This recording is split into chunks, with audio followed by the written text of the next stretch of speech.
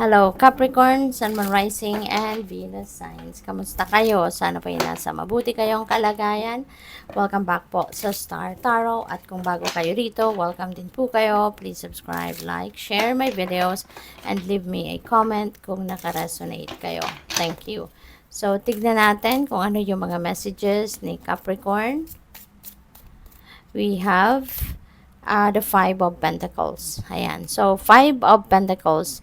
Maaring meron ditong, maaring meron mga financial hardships na pinagdadaanan ng iba sa inyo rito. No? Baka nagkukulang kayo sa budget.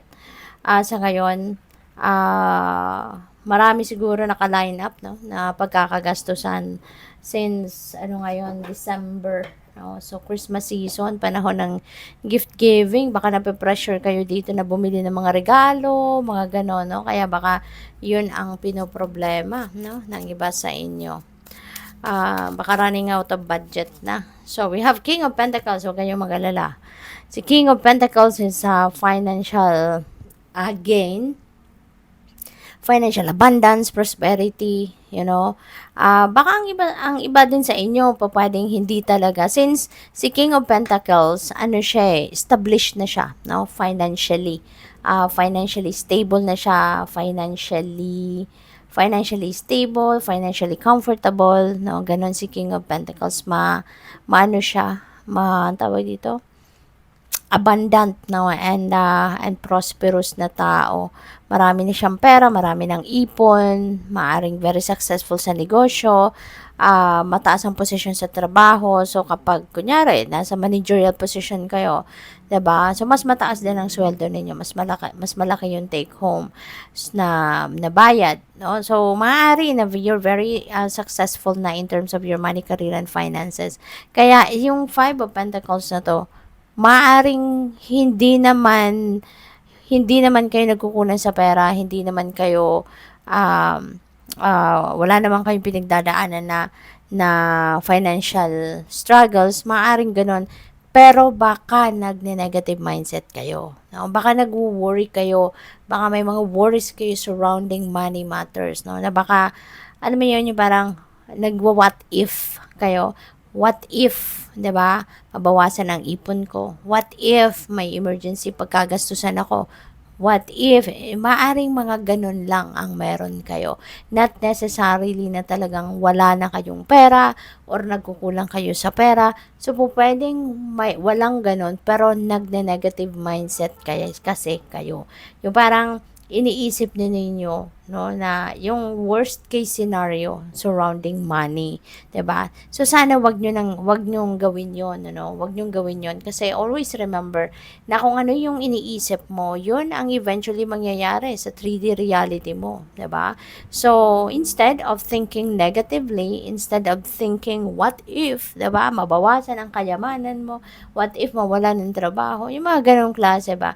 So instead na isipin mo 'yon, just feel and think abundant and prosperous para magtuloy-tuloy ang pag-flow ng pera sa buhay ninyo.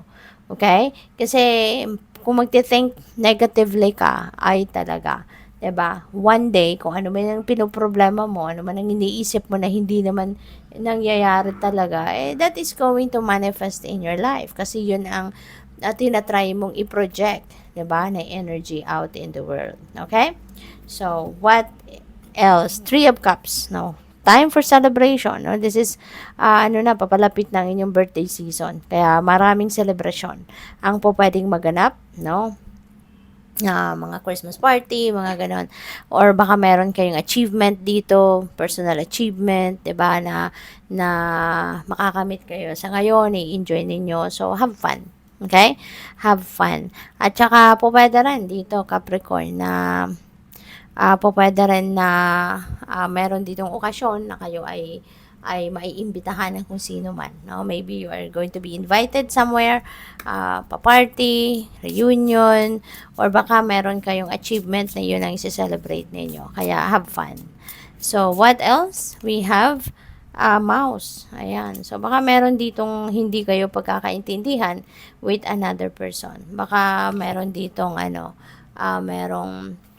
merong parang napipick up ko dito, baka merong mga paninira, dito, baka out of inggit, ano, baka merong nagchichismis sa inyo, merong sinisiraan ka, chinichismis ka, yung ganon. Maybe some of you, maaring merong um, mga panlulokong, ano, na biktima kayo ng panluloko ng iba. You know, pwedeng may ganun dito. Baka merong nabudol sa inyo rito, no? Maybe there is loss of money happen dahil niloko kayo ng kung sino man. No? So, pwedeng may ganun ganap dito. Kaya, kung wala pa namang nangyayaring ganon, mag-iingat kayo. This is a warning para sa'yo, para maiwasan ninyo na mabudol kayo. Para maiwasan ninyo na kayo ay ma-deceive ng kung sino man. Okay? Be careful. Laging eye on the prize, laging careful sa mga transactions, laging babantayan ninyo yung mga kaperahan ninyo, babantayan ninyo yung mga password ninyo, PIN number, tsaka yung mga link na yan, ano, sa mga text or sa mga emails. Wag kayong magki-click, no, ng basta-basta kung hindi trusted ang pinanggalingan ng mensahe, no. Don't ever click anything. All right? So, what else? We have number 22, crossroad. Meron decision making siguro na kinakaharap kayo rito. It could be related to money, you know. Maaari may mga financial decisions that you need to make. At yun nga, you know, baka nalilito kayo. There is kalituhan dito na nangyayari for some of you, Capricorn. Okay? Kaya mag-iingat kayo. Alright? At kasi baka maano kayo, no? Sa pagdedesisyon ninyo, make sure na yung basehan ng inyong pagdedesisyon ay legit, no? Legit.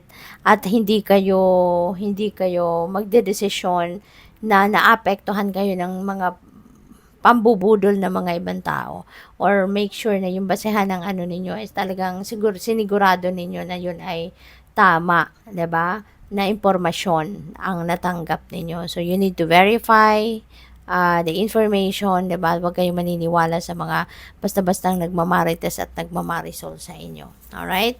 So what else? We have heart. Wow. So maybe some of you are falling in love sa ngayon. Kung kayo ay single pa, baka kayo ay merong mandiligaw, baka kayo ay merong pagpipilian, baka hindi lang iisa ang manliligaw ninyo. Pwedeng ganon. Possible din na ang iba sa inyo rito is baka papasok na kayo sa isang love and romantic relationship. You know, pwedeng ganon. Since merong celebration tayo with the 3 of Cups, pwedeng merong kasalan na magaganap din dito. No? Love is in the air talaga. So, baka merong mauuwi sa kasalan ang sitwasyon ng iba, usaping puso ng iba. So, kaya congrats. Meron din pinakita sa akin dito yung synchronicity. We have 22, 23, and 24. Okay? So, 23, 22, and 22, 23, 24, those are ascending numbers. So, ibig sabihin nito na merong progress of events dito na mangyayari. Baka in the past, meron kayong mga delays, no? May mga importante kayong ginagawa at natigil kasi nagkaroon ng delays, ng blockages. Ngayon, you're going to start to move forward.